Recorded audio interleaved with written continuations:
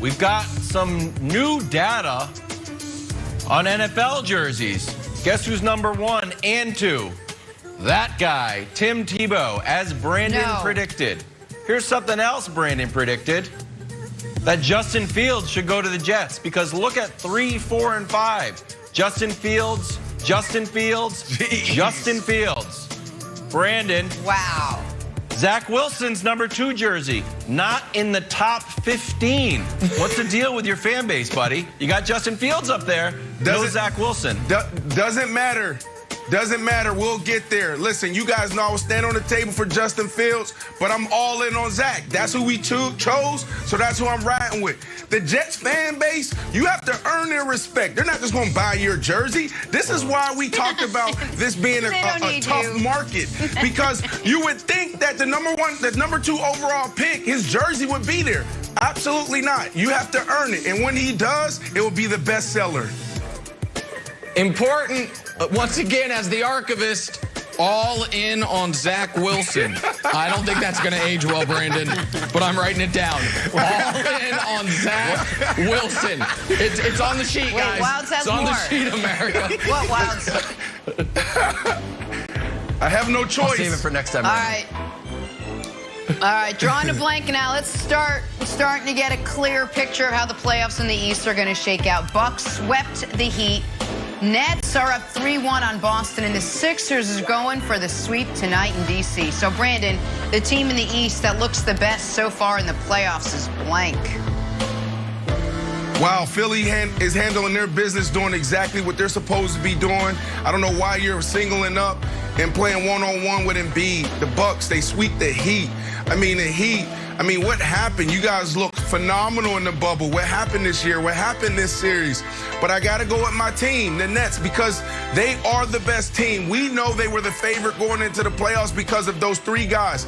Those 3-headed monsters, KD, Kyrie, James Harden, phenomenal. 104 points in Game 4. That's a playoff record. Told you guys this was going to happen. I told you defense didn't matter because their offense would be too much. But when you look at their defense, they're actually playing good. Like, if Tatum didn't drop 50, them boys would have been swept already. So the answer is the Nets, Nick, and you know that. Wait a minute. Hold on. I'm going to try this the next time I apply for car insurance. It's like if you ignore the 7-car pileup I caused, I have a flawless driving record. What? Brandon, listen, I follow you on IG. I know you had a very busy Friday night, hobnobbing, rubbing elbows with celebrities, recording podcasts, doing a lot. But on Friday night, Jason Tatum did drop 50, which is why, America, if you look at the little orange bar at the bottom, you see how it says 4-0 by the Bucks and 3-0 by the Sixers, and then there's a little 1 by the thing with the Nets. Okay, yeah, Brandon, the Heat might not be great. You know who's also not great? The team that's running ISOs for Jabari Parker, the Boston Celtics. So the answer is the Bucks look the best. The Bucks had an actual threat in the first round. There was no universe that existed where the Wizards or the Celtics were ever going to win their series. The best either of those teams could hope would be to force it 5. We'll see if the Wizards can. They probably can't. The Celtics did. The Bucks were playing a team with 2 legitimate stars in Bam and Jimmy, a great head coach, and a team that had the belief they could win. And after Game 1, they annihilated them without Giannis having to be dominant. And so it doesn't mean the Bucks are the best team in the East, but the team that has looked the best, by the way, not just in the East, in the whole playoffs so far, is unquestionably Milwaukee. Okay, here's the thing. Sometimes boring is actually the most efficient. Like when you see rich people, it's like, what do you do? It's like, oh, I'm a Hollywood star. I was in Top Gun. Like, I knew I recognized you. Like, how about you? It's like, well, I run a movie studio. Like, oh, okay, yeah, I should have done it. How about you? Like, I'm the gravel king of North Dakota. Like, wow. And it's like, and I've got more money than everybody. That's what the 76ers are. The 76ers are just boring and just quietly handling the Wizards, and no one's talking about them because they don't have the big three, and they didn't sweep the Heat because the Heat had to, like, exercise some demons. But if you look at the point differential, boom, there's the Sixers. So they're going to sweep, and we're going to be like, wow, the Sixers are just quietly making their way through. Not a lot of fanfare. The Bucks have, like, jumped up on the attention meter, but the Sixers are amazing. So I'm going to go with the Sixers, Jenna. Gravel Kings of the Northeast, like, Philadelphia 76ers. There's a right answer. Let's switch gears. There has to be a right answer. Talk some football. Everybody needs. It's not the team who's lost. Seahawks are reportedly engaged in talks to trade for Julio Jones. Russ and Julio reportedly discussing joining forces while Atlanta figures out where to deal the all-pro receiver. Hey, Brandon, Russ and Julio down by the schoolyard discussing teaming up in Seattle is blank. The blueprint, Jenna. And if they land Julio Jones, they go from a contender, because we throw around that title lightly, to a true contender, a real threat in the National Football League. Here's why I call it the blueprint, right? You no longer have the Legion of Boom. We know that they've been gone, and that's been blown up for a couple of years now. Russell Wilson is the key. Russell Wilson is the guy. He's the most winningest quarterback through 9 years in the history of our game. So what do? You surround him with talent. So now you have DK Metcalf, Tyler Lockett, and you have Julio Jones.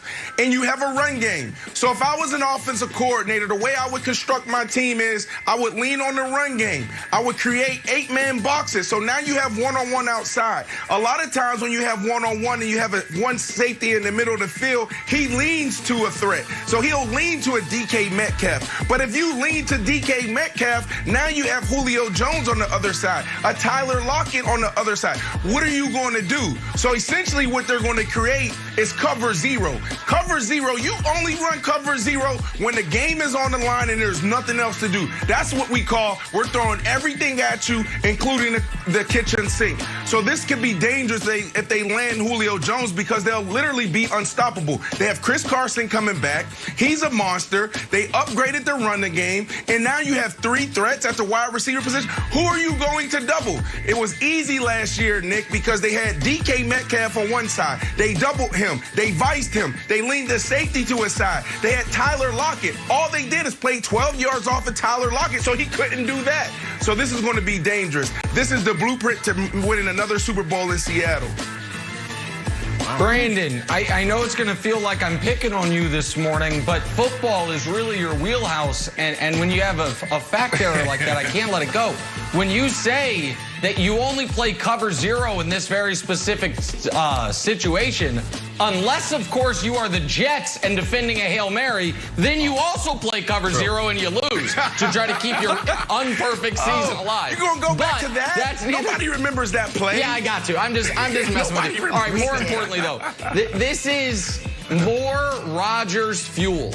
At this point, I've got to wonder if other NFC contenders aren't doing things just to try to make things worse in Green Bay between the Packers and Aaron Rodgers, hoping he gets traded to the AFC. Because if you're Aaron Rodgers and you're like, oh, okay, so like the Vikings, they called Kirk Cousins, and now the Seahawks, they are trying to get Julio Jones. Meanwhile, my team is doing nothing. And by the way, Packers, even if you're not going to trade for him, lie and leak this to the media. Why is there not a report out of Green Bay that the Packers are hot after Julio Jones? That way, when they don't get him, they can be like, we tried. Atlanta was unreasonable. They're like, we're not trading him there. He said he doesn't want to live in the cold. Something. I don't get it. I don't understand why the Packers aren't involved in this, or at least not lying and claiming they're involved in this, Wild. What type of analysis is that? Packers should lie to Aaron Rodgers. That's the way to a guy's heart. Lie to him some more. That's a good one, sure. Hey, even worse than not telling you about Jordan Love. Now we're lying to you. Hey, give it a shot. You can't get any worse. Hey, my answer Jenna, is Lil Wayne inspiration. Lil Wayne has a famous line. It says, real trades move in silence like trade lasagna. And that's why this trade is not actually going to happen. We heard all about the AB trade. AB's going to Seattle. Oh, it didn't happen. And guess what? Russ was mad. I think we're hearing too much about this trade. It doesn't happen. Sorry, Seattle.